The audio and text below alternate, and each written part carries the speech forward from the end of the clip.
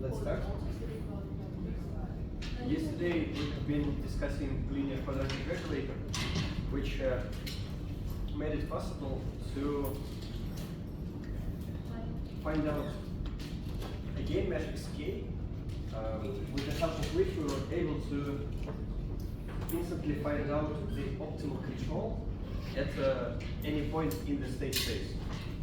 And we derived that in the continuous setting. So today we're going to take a look at a different paradigm that is somehow linking to LQR, but in linear discrete case. So what we're going to do is we're going to consider a system like this.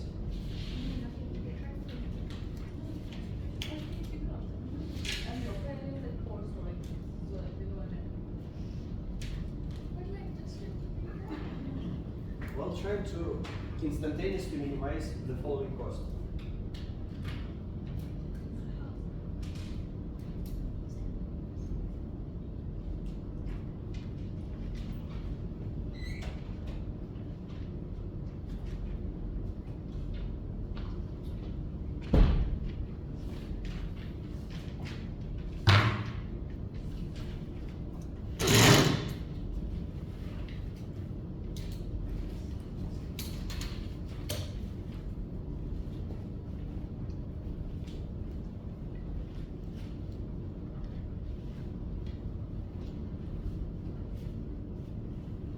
So it's basically the same as for the LQR, but in the discrete setting.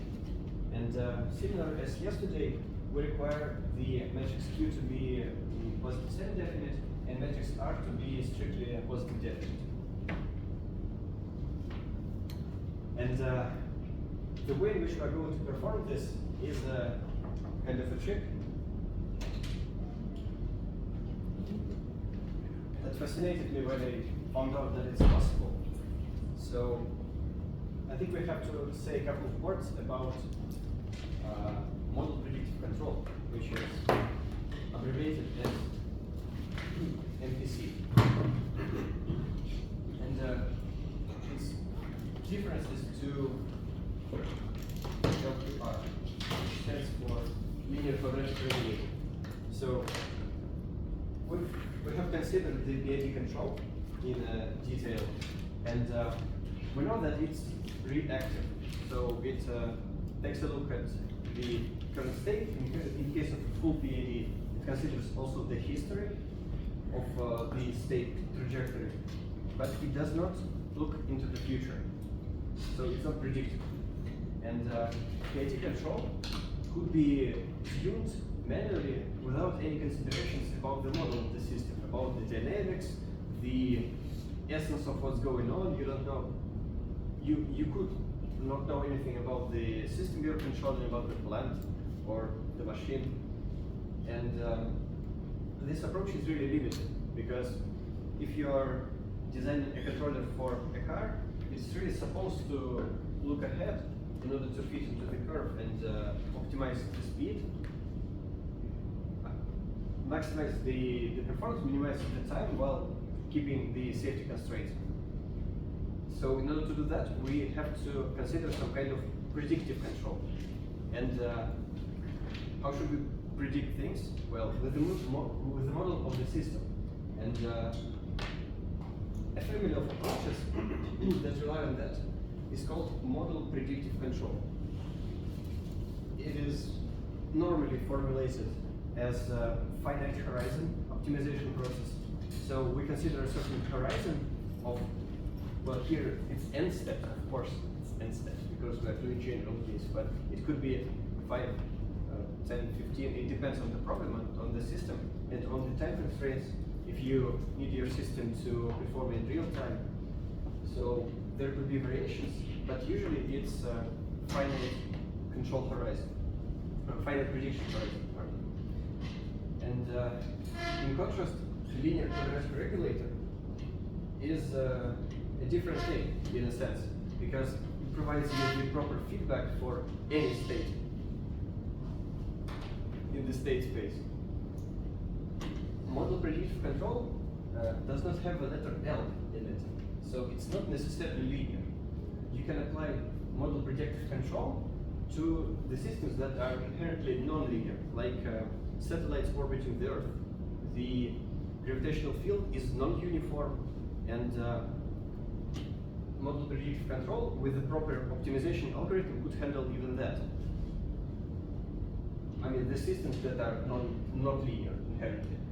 But there is a point there where two of these methods converge, and this is exactly the thing that we're going to talk about today. So we're going to consider model predictive control for linear systems with quadratic cost. Costs for minimization could, in the general case of MPC, look much more sophisticated than this. They could be non-linear, they could be even discontinuous, they could be crazy difficult, but we're going to consider this type of costs, which precisely follow the intuition from the quadratic regulator. And the model that we're going to use is this one. So we assume that the model is known to us completely, entirely. We know the model. What we're going to do is we're going to explicitly find the next step, the step after that, and the step after both of them, up to a horizon of n. We're going to plug them into the cost, and then we're going to minimize this cost with the control, with the decision variable of the control. So, plan.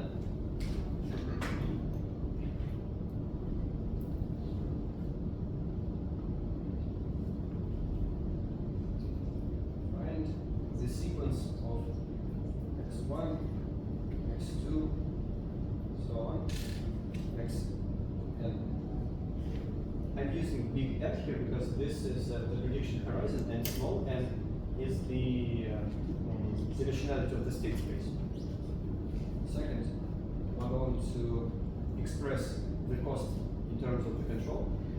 In terms, well, it is here expressed in terms of the sequence of states, and we're going to try to plug here the expressions for all the states in terms of the control, so that in the end of the day, we'll have a single expression here only in terms of the costs, system parameters, system description, and the control.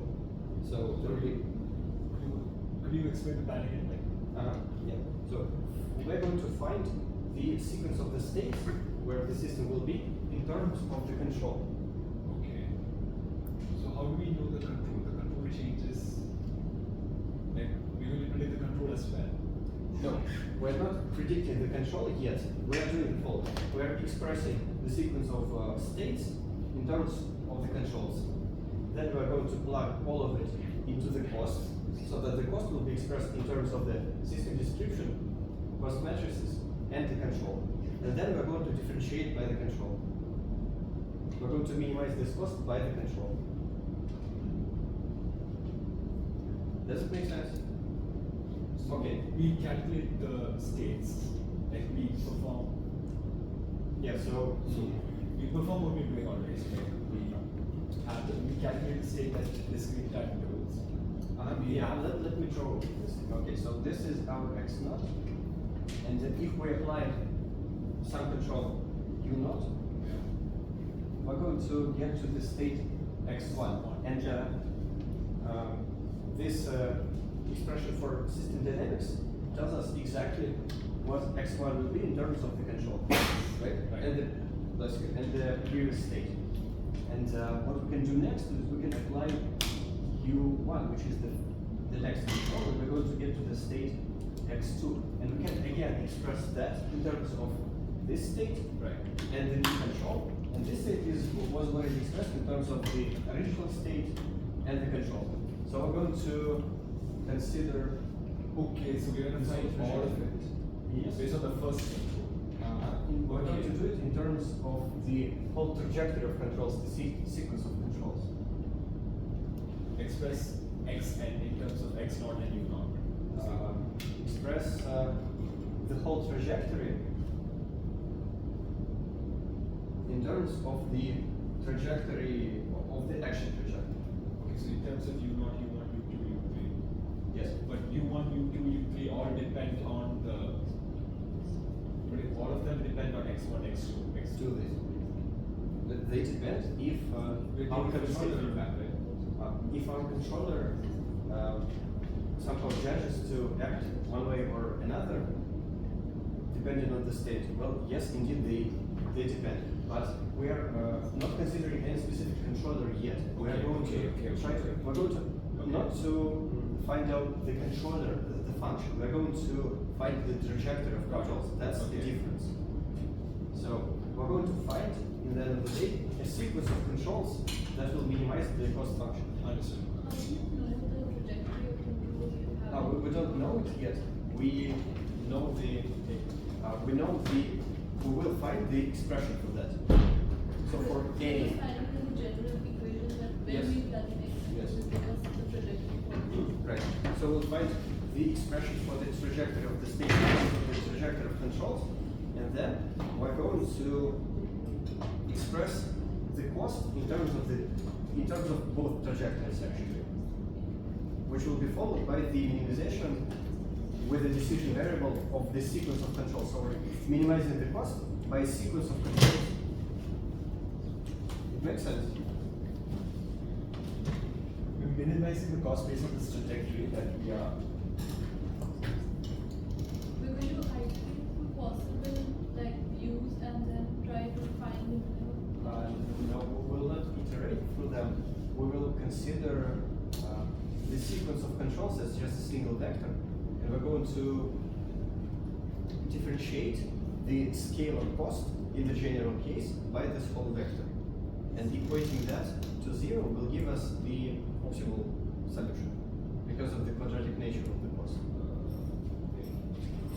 So the scalar cost. Yes. We differentiate it with the vector of all the controls. Right. How can you differentiate with the vector? Like with respect to a vector, how do you?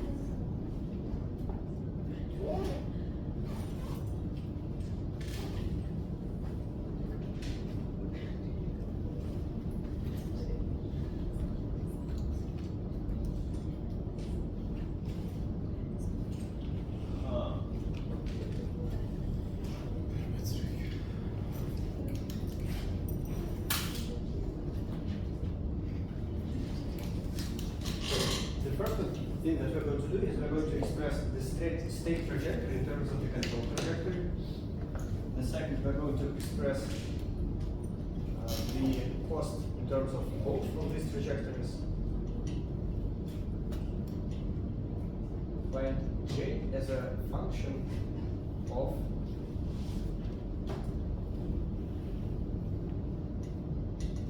axes and controls. And third, we're going to minimize by the control. So it's better to say that we're going to find, we're going to find J as a function of only the controls. Sorry.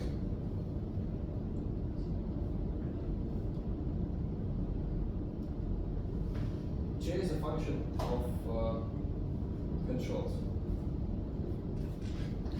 which will just tell us if we are applying this specific sequence of controls, what the cost will be.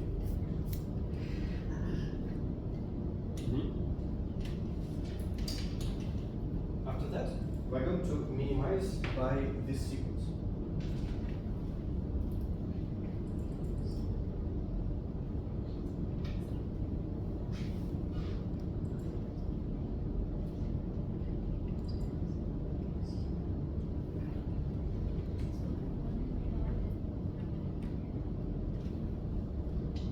Right?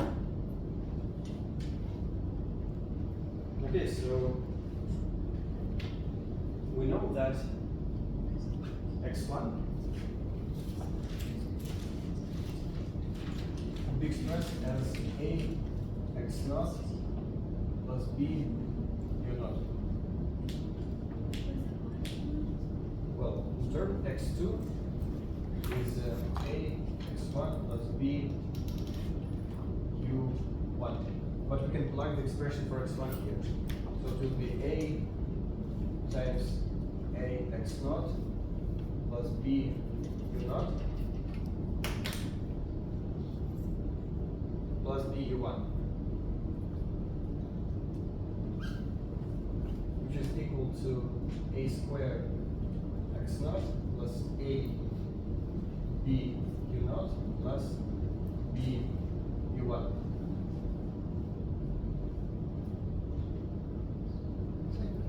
Oh, you were explaining the differential. Like you were explaining the question you asked. We No, we have expressed x2 in terms of the initial state and two controls. no, the Here? yeah. We have differentiated the scale and by the vector. Okay, so So differentiating the scalar by vector is just it returns another vector with yes, all the yes, partial derivative. exactly. So xk for any k will be equal to a to the power of k x naught plus a to the power of k minus 1 b u naught plus so on plus b u k minus 1. Agree? These are the sequence. The sequence. Yes, yes, yes. So it will be in sequence. This is true for any case, including 1, 2, and so on.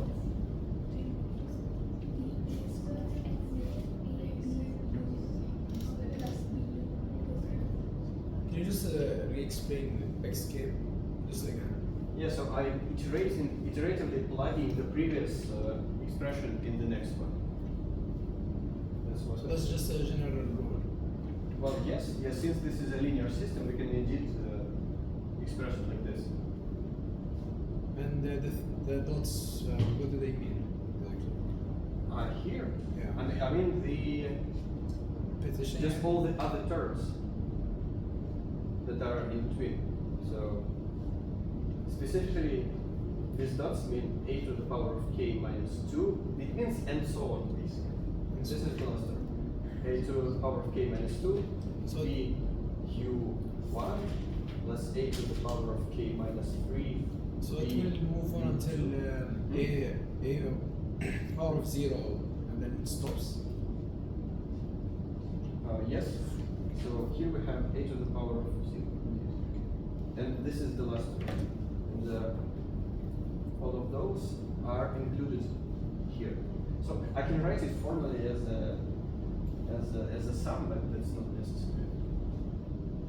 So if these equations are defined for every system, so every time you have a new system like mass spring, you have to redefine all of this equations. Yeah, so the matrices will be different.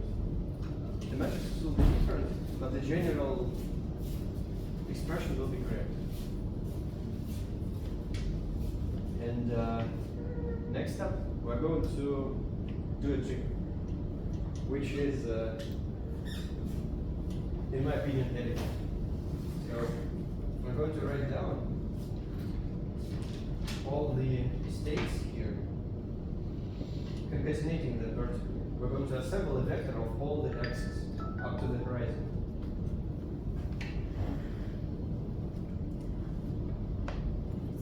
And we're going to try to express it in terms of, I'm going to write here like a comment, A, B, and the sequence of controls U naught, so on, U sub n minus 1. And we're going to do it as follows. So in all of these expressions, there is a common part, which is a to some power times x naught. Here.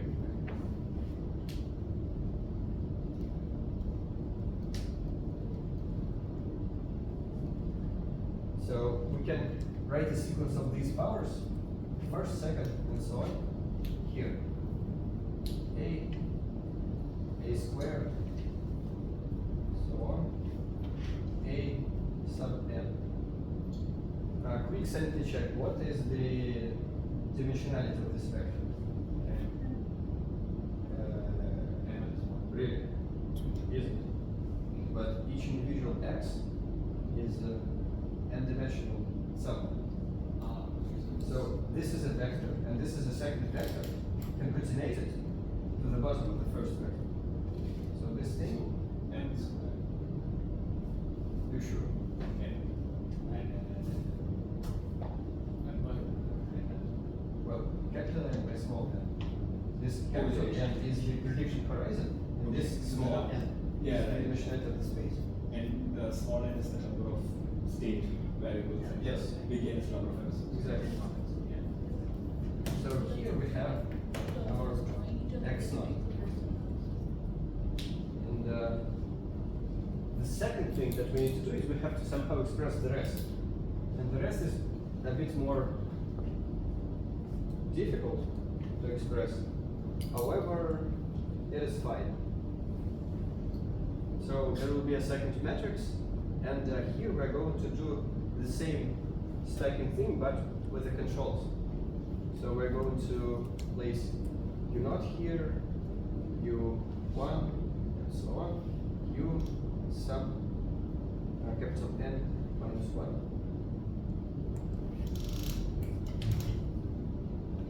And the size of this vector is capital N by M, where M is the dimensionality of the control vector.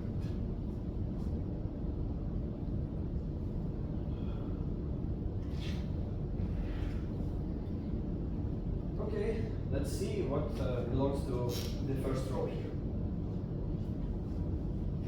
Do you have an idea? Here. You sure? So let's take a look at the first row, the first line. X1, where the expression x1 is equal to a times x0 plus b u0. U0 is here. So let's find out the first row of this matrix. Will it be bu0 plus dot buk plus 1? Here in the first row. For b, first one to be b0. B. B, well, u is here, Yeah. so the rest, right? Exactly. So the first row will contain only the B matrix, and the rest will be filled with zeros. By zeros, I mean zeros of the same shape as B. We have to remember that B is from the space of matrices of size n by m. So this matrix will be pretty huge. And let's take a look at the second row. What will be in the second row? b plus b0. That's zero first, right? b0. A, B here, A, B, and B here. And the rest will be zeros. So you see where it's going, right? Yeah. A. Yeah. And the last row, K minus 1B, then A, K minus 2B, and so on. And the last? b. B, yes. So this is a matrix of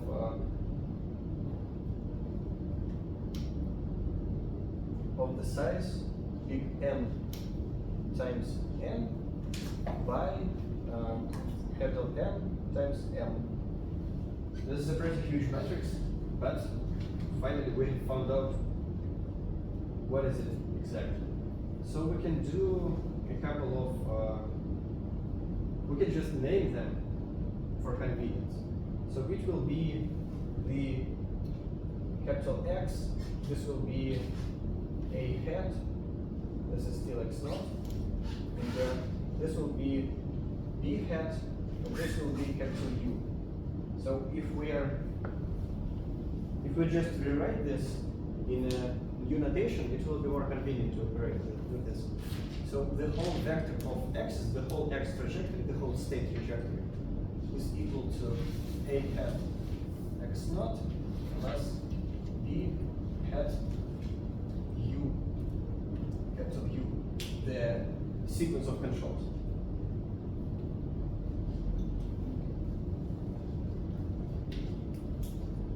And the next thing that we're going to do is we're going to define a couple of other auxiliary matrices.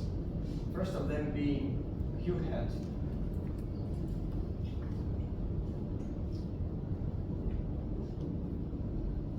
which will be defined like this.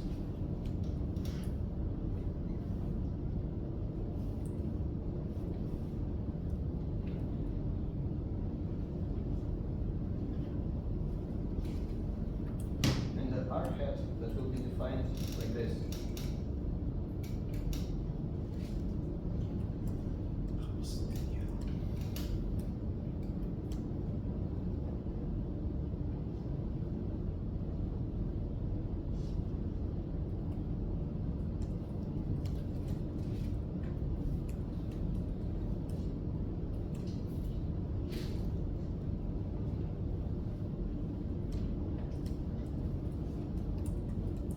We're defining a couple of matrices here. We're going to use them later to compactly express the cost function. So we're not deriving them from anywhere. We're just stating that, okay, let Q hat will be this matrix.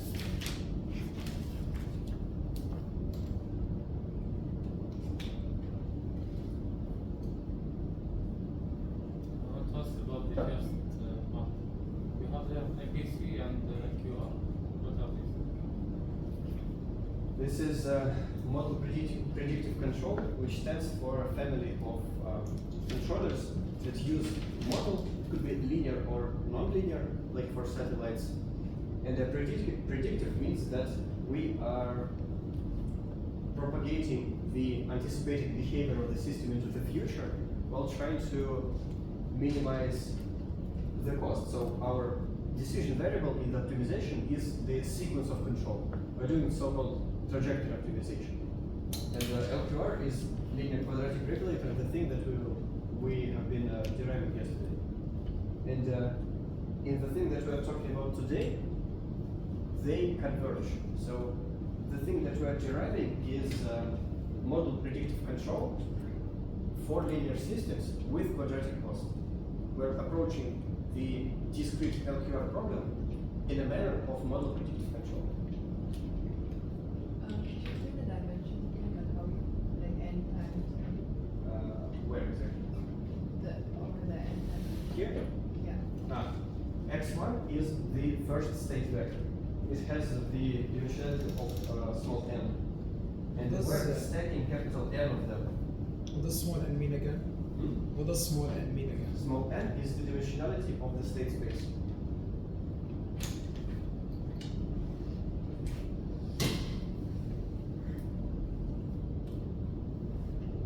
Sorry, so you said you're stacking it, so you multiply by n. Yes, I'm stacking them in one very long vector.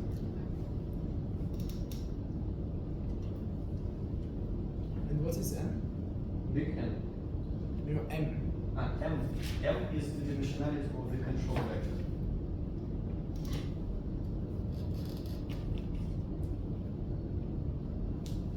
Okay?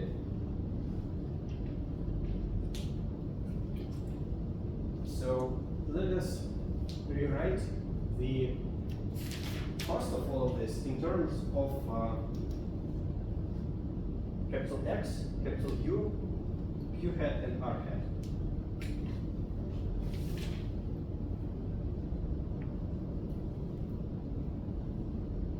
Capital X is the whole trajectory of the system. Capital U is a sequence of all the controls, and Q and R matrices are defined above. Q hat and R hat. So the cost here is given by the sum, but let's try to observe what do we have here. Let's focus first on the left part, because they're pretty similar. So we're multiplying x number equals 1 by the matrix Q of size n by n, and then again by the same vector. And let's try to somehow compactly express the same cost in terms of the secrets of states and this matrix. It is of the type that is called block diagonal. So this matrix over here has dimensions of small n by small n, and this has the same dimensions of small n by small n. The rest is filled with zeros. So imagine if we multiply this matrix from the right by the whole vector of states, by the long vector of states, by the whole trajectory. What will happen? Q and X. XQ and then X2Q. Yes. So let's try to formulate the cost in terms of the first part of the cost in terms of these two guys. What will it look like?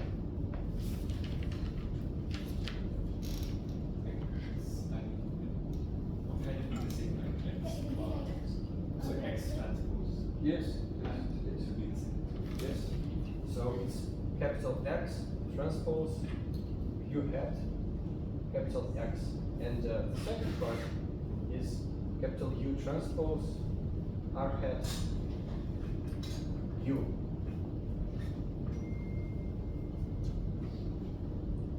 Okay, so we're done with the first part. We are halfway done with the second part. We have already expressed our cost in terms of the state trajectories and action trajectories. But the cool thing is that we have this expression over here, which is expressing the trajectory of the states in terms of the trajectory of the controls. Yes, so let's plug this over here in the expression for the cost.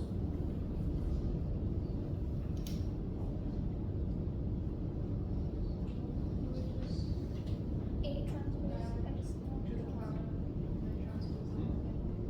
Just transpose the combination. No. Where? Here? Yes, that's true. So, let's plug it. It will be A hat X naught plus B hat U, all of it transposed Q hat A hat X naught plus B hat U, not transposed, plus U transpose R hat U.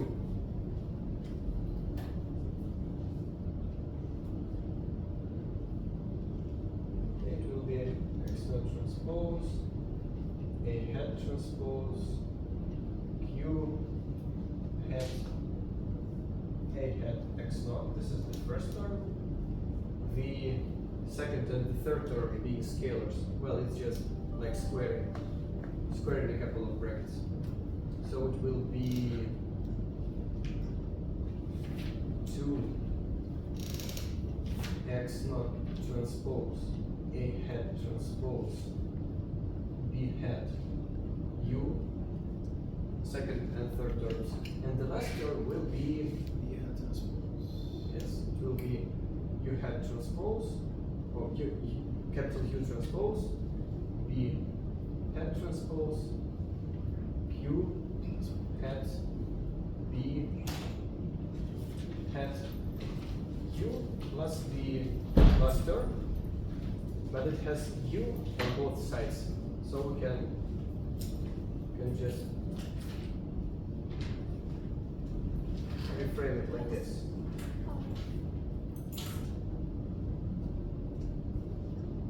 Right? Agree? Nice. So what is this? This is an expression for the cost of the whole state action trajectory in terms of the initial state, the system evolution metrics, cost, a function for the state, control metrics, and the whole control vector himself. Those are only the things that we need to express the cost for the whole trajectory. So this is given its constant. We know it. We while starting this whole minimization process, we already know where we are. We're somewhere, and we're trying to figure out what to do. So this is constant. This is constant. This is constant. This is constant. Constant. Constant. Constant. Constant. Constant. This is the thing that we have some control over, and these are all constants. So this is a quadratic function, right? Quadratic in terms of the u vector. And this cost is a scalar.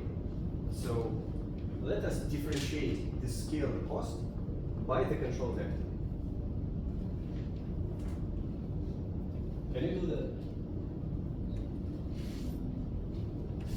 Let's try doing that independently. Let's spend 5 minutes trying to differentiate this thing by the control vector.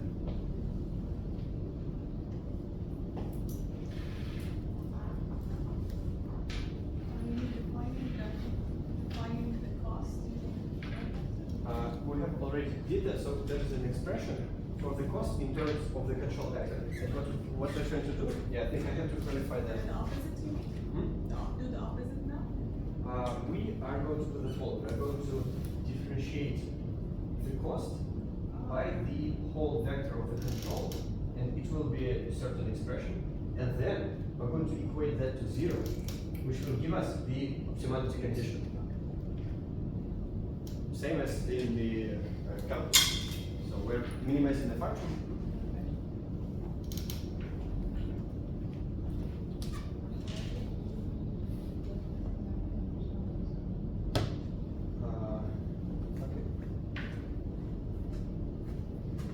I have opened the brackets, and this thing is the first term. This thing over here is the last term, and the question is only about the cross terms, right? Sorry. The question is about the cross terms. Yeah. So this by this, and this by this, right? Or no?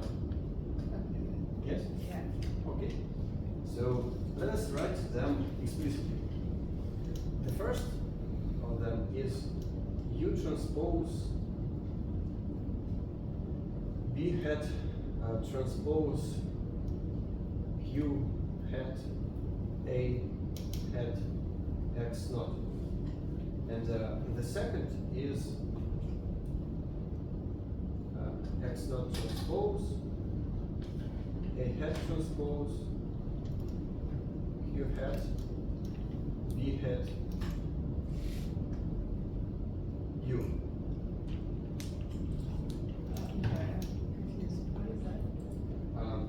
I'm opening the brackets. So this times this is this thing over here first. Yeah. This by this is here. Okay. This by this is here. Okay, see, for the first one, you said X naught T, A hat T, and so you put the Q as well. Yeah, Q is here in the middle. So there's a bracket, then Q, and then a bracket. Why did you put Q in the next?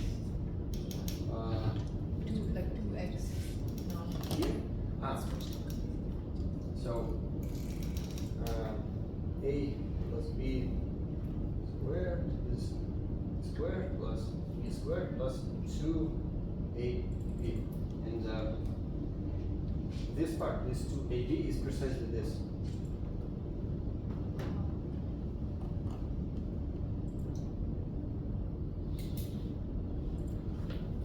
clear? Okay, not really. We can reiterate. Yeah, I'm just unclear. Sure, sure.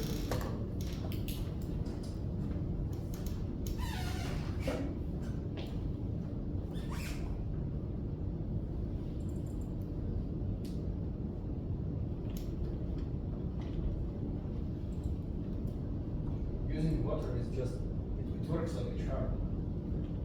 Thank you for letting me know.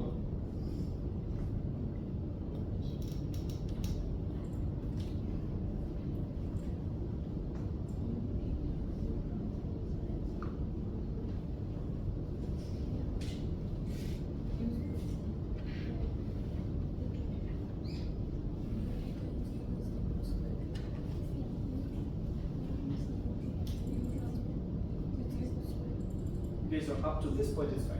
Okay. Let us expand the brackets. Can you help me? Do you want me to expand it in like I multiply Q with, that's it? Yeah, so we're going to get 4 terms. Okay, okay, fine. I'll say A hat X naught. Not precisely. We have a transpose here. Oh, okay, right. So A hat T. No. If we are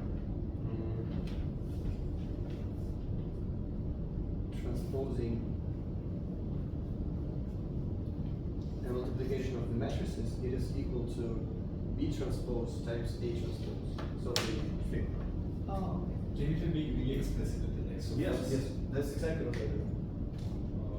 So first we would do Q times A hat X naught plus B hat U. So that would give us Q A hat X naught plus Q B hat U times. Wait, I don't follow. I just wrote it out like really explicitly. You're first multiplying this. Yeah, so I just transposed that first. I just like expanded it out. Yeah. Instead of doing it all in one line. Okay, so let us first apply the transpose. Yes. What this will give us is X naught transpose A hat transpose plus Q transpose B hat transpose times Q hat times the rest, the second part. Okay, let's continue. So multiply it. If you do Q, so first let's do Q into A hat X naught plus B hat U. And then multiply that. So you want to multiply Q by this? Yeah. Okay. Yeah. Okay. Then I'm going to write this explicitly. So what we have here is A hat X naught plus B hat Q plus U transpose R at U, and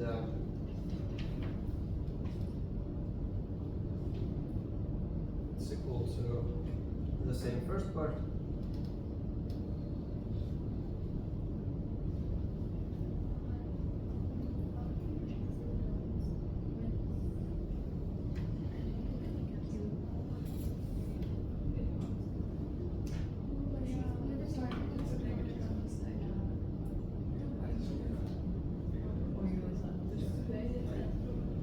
I was just like for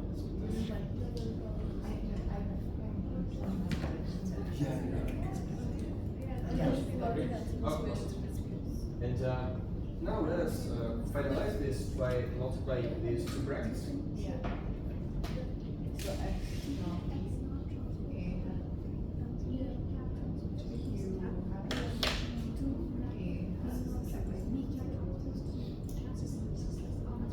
hat and then again, you finish the first term and second term, right? Now you multiply first with second. Okay, yeah, in any order. Okay, so I'll say X naught T plus A hat T Q hat B hat plus Q T B hat Q hat A hat X. And then again UP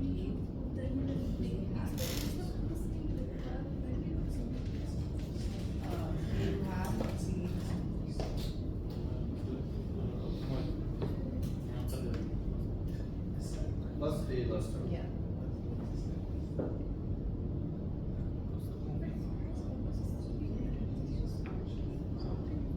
Great. Here we have a couple of terms that are scaling.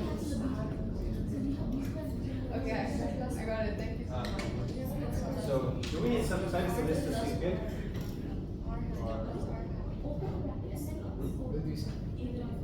Do we need some time for this to sink in? So, do we need some time to think about it? Or Need some time to differentiate it. we're not precisely here.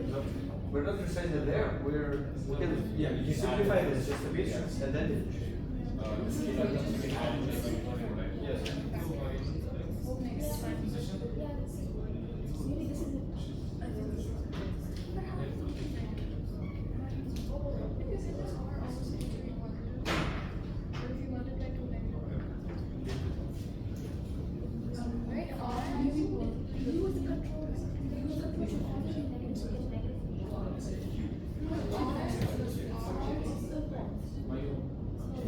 Yes, exactly. It differentiates. I didn't want to try to differentiate, so I'm just explicitly. These two are equal because this is a scalar, this is a scalar. They are all this multiplication stuff. If all these equations, this will eventually Yes, yes, yes. and this is the transpose of that scalar. So Do we differentiate if I have solve for you? and two transpose. Yes. We're going to equate that to 0 and that will give us the option. That will be root 2. Yes. This is the So you see, because two of these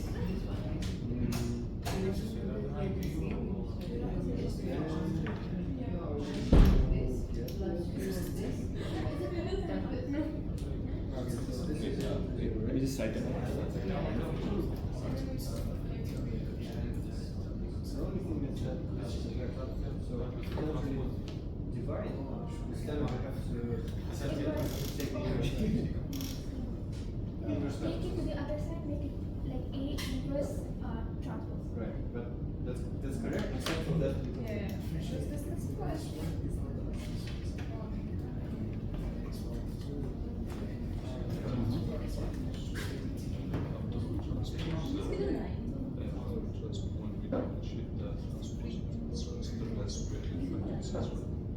Yes, so this term is contracted. So this is independent. So this will be 0. Then this will be just should be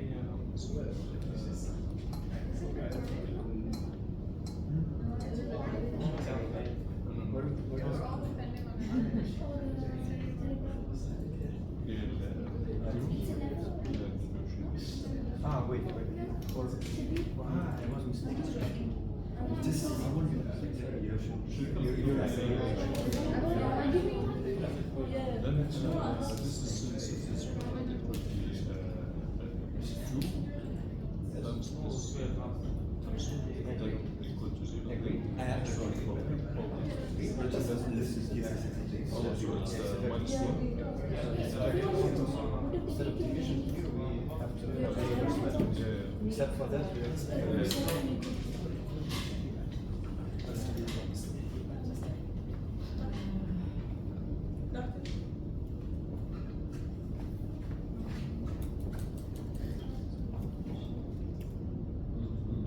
You're almost right, except for these things being vectors, so we cannot divide. We have to take the inverse matrix instead. But you're right. This is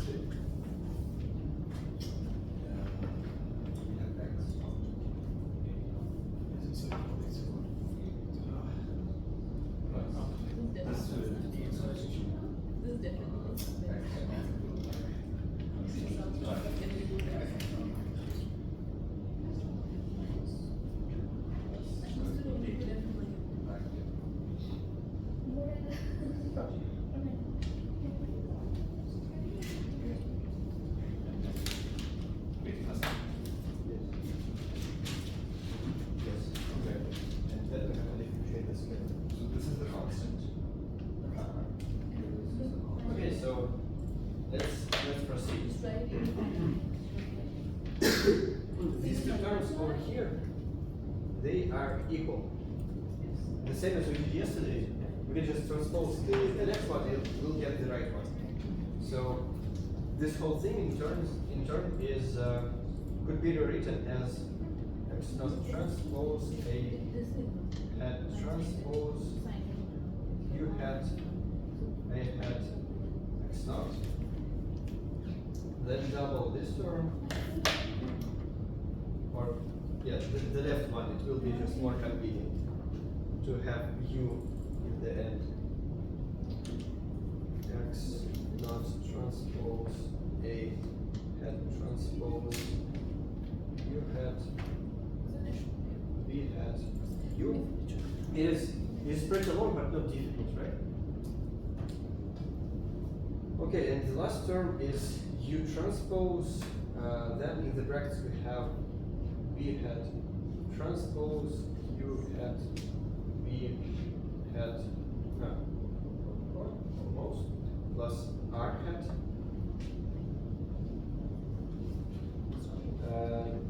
times u finally. So this is a quadratic function.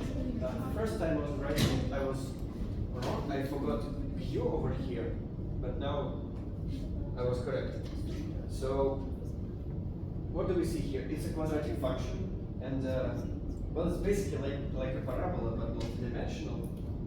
The cool thing is that here we have a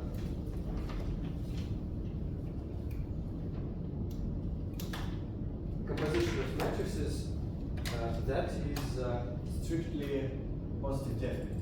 So this is like a parabola with a single external point, which is the minimum.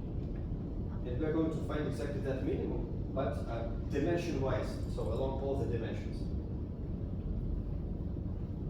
And we're going to do that by differentiating that cost by that vector of the control. And in order to do that, I will remove the left part. Okay? Can I?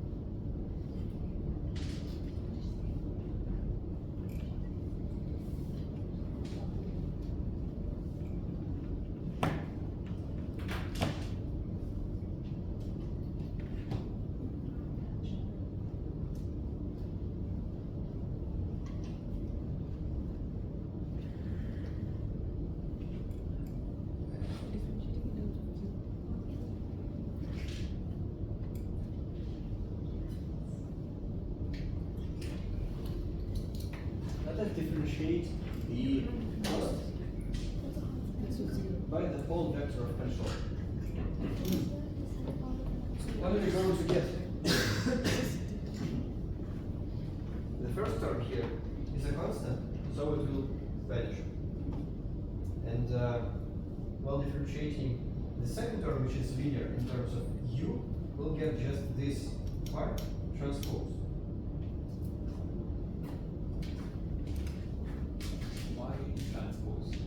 Why transpose? Because, well, it's the best way to get y exactly transposed is to derive that by hand. So what you can do is you can take a look at the scalar product like this. and express it like a sum of A sub I, B sub I, and then differentiate that by B. Okay, then you get wait, differentiate by the vector B. Yes. So it'll be another vector.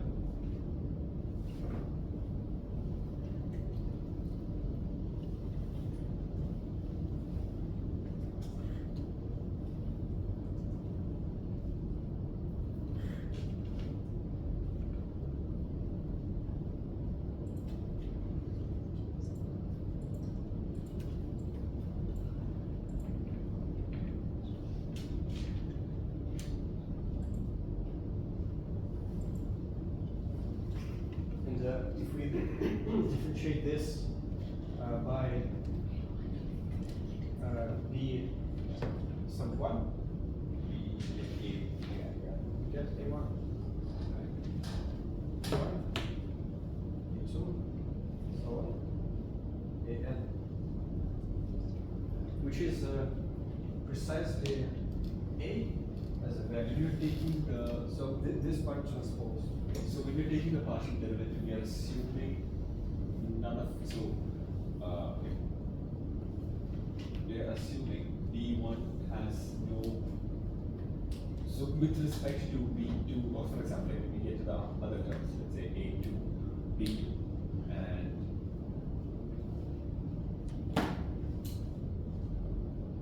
so like when we're taking A2, B2, the partial derivative of that with respect to B1, we are assuming so A2, B2 is constant with respect to B1, right? So we Yes. A and B are two different vectors. right, okay. It's kind of what we did with when we were taking the like in Lagrange, we were taking the partial derivative with respect to the velocity. We just assumed the other variable is independent. Yes. Right, okay. And they are in a way independent because they are connected by certain differential equations, but they are not scalar multiples of each other. Right, so like U1 and U2 are dependent on each other. Like U1 is dependent, so like if you have the big vector U, for example, U2 can be dependent on U1, right? Like the control, the previous. It could be dependent if we in advance define a certain control function. And here we do not do that. We consider we're doing trajectory optimization again, so all of the controls are independent, and we are, in the end of the day, optimizing by all of them independently. So, if we differentiate that second term in the last expression, we'll get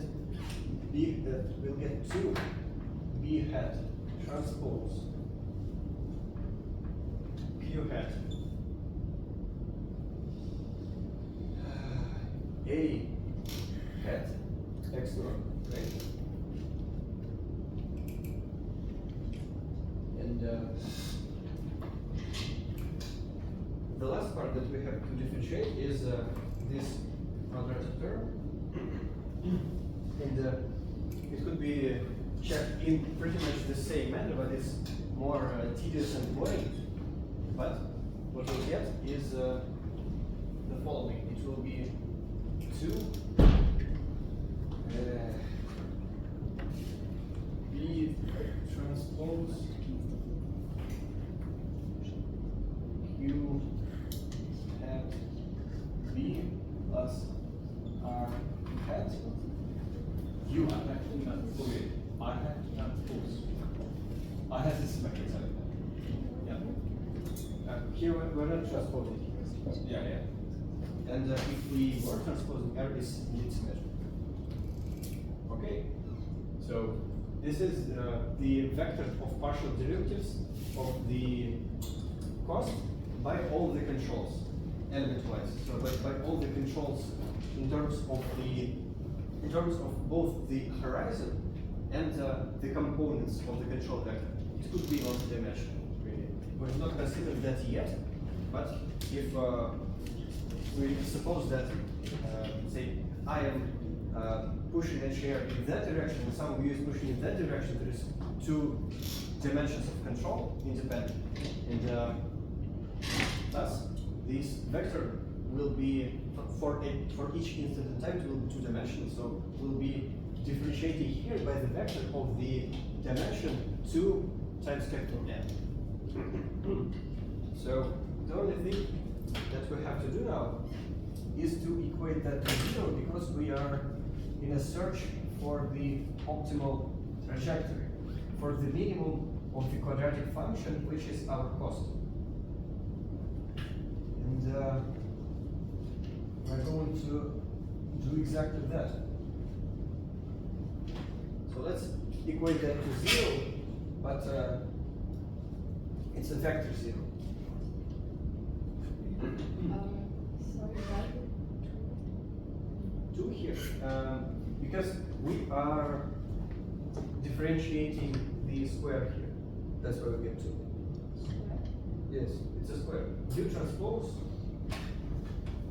something. Oh, u Yes, times u is u. yes, it's a square in a sense. Okay, and we are looking for optimal u. It could be u star.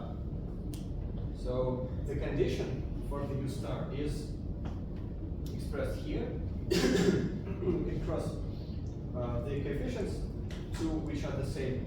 So this expression over here is equivalent to the following: b hat transpose u hat b plus r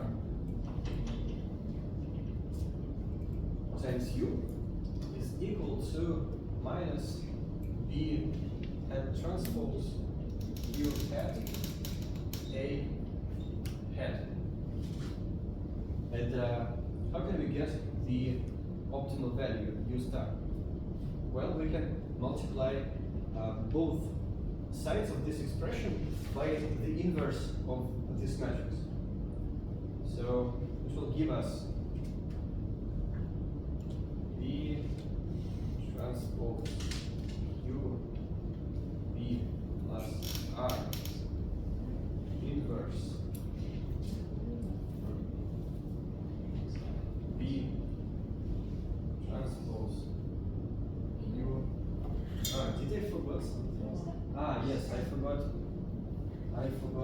x naught. Sorry, yeah. But x naught. That's why it seems strange. U hat a hat x naught.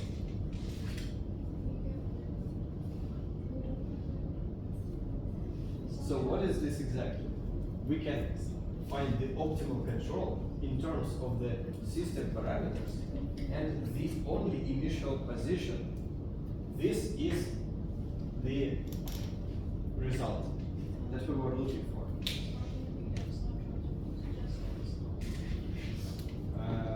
No, because x naught comes from this part that we're differentiating by u, so we are transposing the whole vector, this one, without under trace. We're transposing that, we get this part, and then we equate that to 0, move this term to the right side, and multiply by an inverse of a non-degenerate matrix. U should be transposed, sorry. Q? Q is symmetric. So this is the result. Let's take a look at it.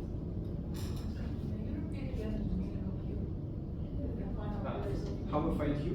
Yeah. From this? No, I mean the meaning of u. Meaning of u. U is a sequence of controls stacked one under another. So first, second, last. You should find a meaning. Like you told us, like now we can find u based on just constant and the. Yes. So let's take a look at the expression for the optimal control vector. It has two parts in it. The first is some combination of matrices, and the second is the initial position. And this combination of matrices, what is this exactly? The control matrix, the cost for state, the cost for control, and the system dynamics. And these are the properties of the system and our cost. And this is the state at which we have started.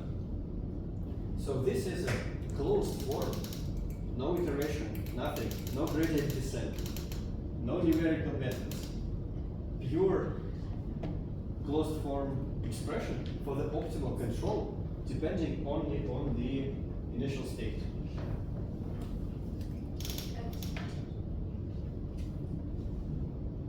Why is it multiplied by? That's the inverse. What? Inverse. So we have Yeah, here we multiply both sides by an inverse of this matrix. Okay. So And this matrix with its inverse is getting cancelled. And here on the right we're left with this inverse. oh, you multiply the inverse on both sides? Yes. This matrix inverse here and here. And here they cross. And here this part is left. Oh, I'm sorry, I didn't see the sign.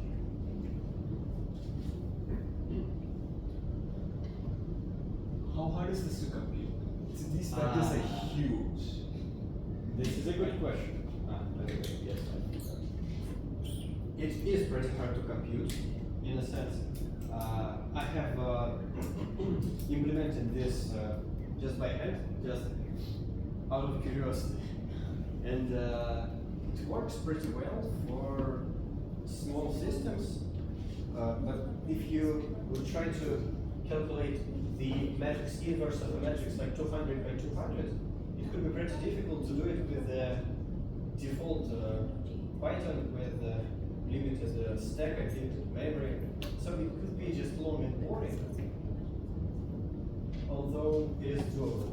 So for like high-order systems, you will not be able to calculate that normally, and for big enough horizons as well, because taking the inverse of 1,000 by 1,000 matrix could be done really only approximately in a way of approximating stuff. So you will have to do numerical linear algebra. You will have to compute the decompositions, matrix decompositions, and it's becoming more specific, more difficult in terms of the optimization part. So where do we use this? Like, if not for complex systems, because it's hard to compute then. For complex systems, we can really use all those computational tools like approximate inverses, that sort of thing, or even sparse matrices. Because here, actually, some of the matrices are sparse. What's a sparse matrix? Sparse matrix is a matrix that has not so many non-zero entries. Okay. So there are dense matrices, the normal matrices that are filled with different numbers. And there are sparse matrices that could be even stored not in the form of tables, but in the form of arrays. So if you have a matrix of friendships for all the people, the exact table who is friend with whom exactly will include 8 billion people here and 8 billion people here. But each human has, well, not more than 100 friends, I believe, not even more than 10 if we are considering only the close friends. So in each of the columns here, we'll probably have 10 ones, meaning the correspondence to friendship, and the rest will be zeros. So it's better to store this in a sparse form, because this whole table could not fit into. Let's find the memory we need to store this. Okay, so 10 to approximately 10 to the power of 10 by 10 to the power of 10. So 10 to the power of 20 entries. If we're using just a single bit, to represent 1 or 0, it will be this much of the memory. And it's not feasible, it's not possible. Does it make sense? Because the data is mostly zeros. We don't need to store the zeros. We can store only the individual ones. But then how do we retain the information about where the zeros were? Or like The zeros are everywhere else. The zeros are there where we don't have 1. okay, so just store the position. Okay, so store the number and the position Yes, in the main. yes. Okay. So ones are at the position number 5, 27, so on. And there are certain calculational tricks to multiply sparse matrices, to take inverses of the sparse matrices. But that's a totally different topic. But it could be used to find the optimal control for bigger systems or for systems with a greater prediction horizon. But the coolest thing about this result is that it's a closed form. So once you calculate this whole thing, you can do it offline. You can do it on your server somewhere. You really get have not a full state, because of full state, but trajectory. So it's the simplest case of model predictive control, but because of that, because of us assuming the system to be linear, we can get the whole trajectory that is optimal in a sense of the cost that we have defined. And the usual way of using model predictive control is to evaluate the optimal trajectory, then apply only the first control from that trajectory, get to some other state, and after that recalculate everything once again. Because we have got a new state, while doing robotics, we'll probably not come exactly to the state that we intended to, because of the noises and everything, in precision models. So we have to keep doing that. We have to keep calculating the optimal trajectory and applying only the first part. And in case of nonlinear systems, it requires a lot of computational power, and we'll have to perform gradient descent to the suboptimal trajectory, but kind of optimal trajectory, all the time, online. That's why modern robots, dynamic modern humanoids and quadrupeds really require computer power. It has to be very fast, and things that are computationally much more demanding than this should be performed on the fly. If we step back a little, MPC is one of the foundational frameworks in modern robotics, because it's not a single method, it's a family of methods. And as I said, they could be applied to linear and non-linear systems depending on the problem. But it could happen so that, well, in certain robots, there are even multiple MPCs on different levels of abstraction, different frequencies, and different complexities of the models. We've been talking about that during the lecture on the walking mechanisms. So in a single robotic dog that was on the slide, there are 2 different MPCs. One of the MPCs is working with a very, very simplified model of a dog, which is like a brick floating with the space, being supported by a couple of vectors. And the second is a whole-bodied MPC, which is taking the output of the previous MPC and trying to optimize for the specific torques and deliriums. So this MPC, I mean, not exactly linear, but MPC in general is a thing that it's a holy grail of modern control, really, in different shapes and sizes. And if you open just a random paper on dynamic control, modern dynamic control, you will see that properly. If it's not on reinforcement learning, you will see MPC there.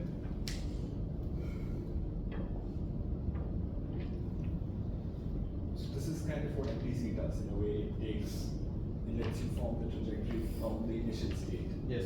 Okay. Another thing that we did not consider are the constraints. So we've been considering a problem that is unconstrained. However, there could be state constraints and action constraints, control constraints. So, if I'm in this class, my feasible state set is limited. I cannot go through the wall, so I have to be in some subset of Rm, which will be denoted by fancy X, something like this. And the controls would belong to a set of fancy U, which could be not necessarily strict subset of Rm. So if we have to consider the constraints as well, it becomes more difficult to, or even impossible to find a closed loop form. And this is the place where the computational methods are used. So, did you have any course on computational mathematics?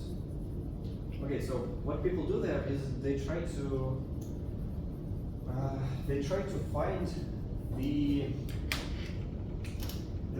solution to problems like this. This is a very important example. We are minimizing x transpose A x plus B transpose x by x.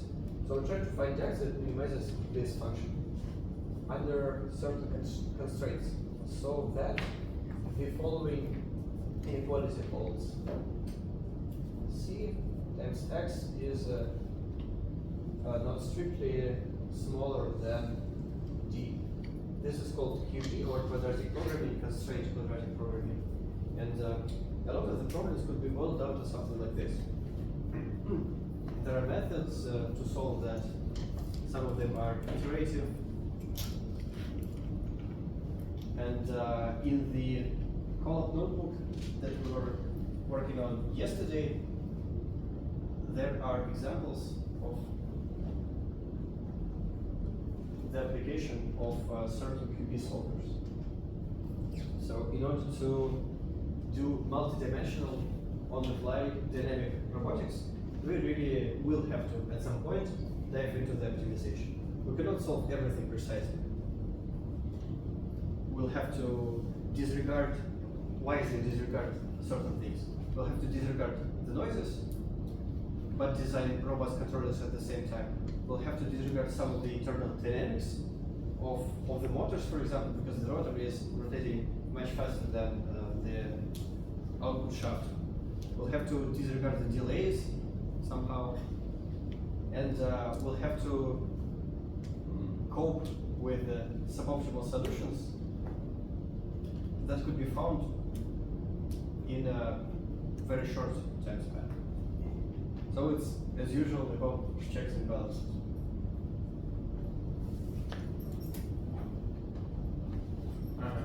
So today I was planning to tell you about MPC, and we're done with MPC.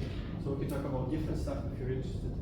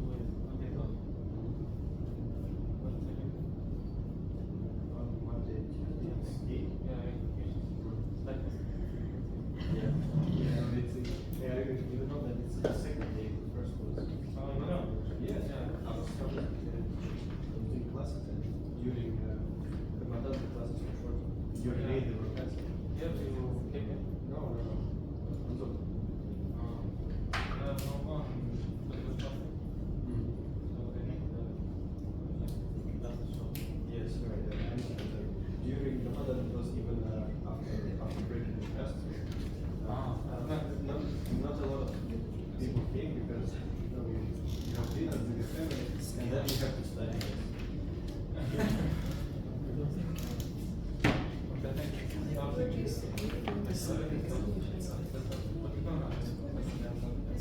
I'm leaving to death tomorrow because I felt we can go to the rest of the production. Then another guy, another beach.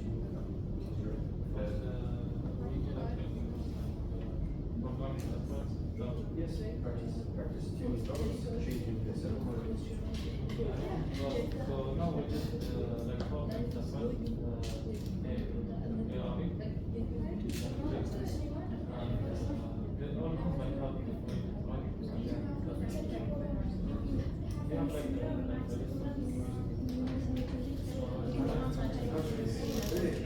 I'm planning to write next one, but that's my plan for but I have a short notes and that's all about the altar and the integration. But this is not prospective meeting. But there's a good book. Russell doing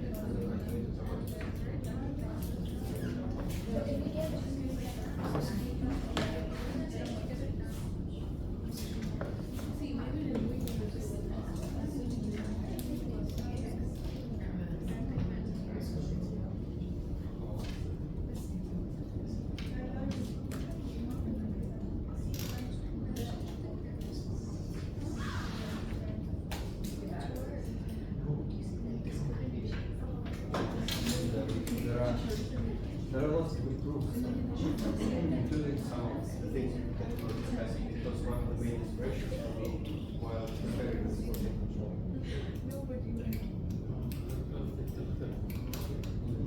It's nice. It has a very nice, insightful introduction. Yes. Yeah. So different approaches to robotics are discussed. The always approach, like one in the very classic approach is discussed in the classical that can walk on a just slightly inclined surface. They can walk down with momentum. With inertia, they transfer the potential energy. They are just mechanical. No electricity. Yes, so they do kind of oscillations and with proper balancing and tuning their support their in the first chapter. So, yes, he's saying that there are very effective ways of performing the work. You don't necessarily have to have motors that kilowatts.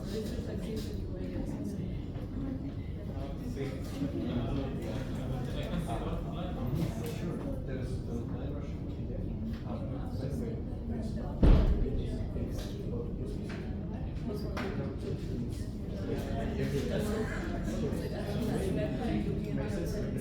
Because in the beginning there's usually some kind of overview of what's going on, so if it's possible, I would just recommend it.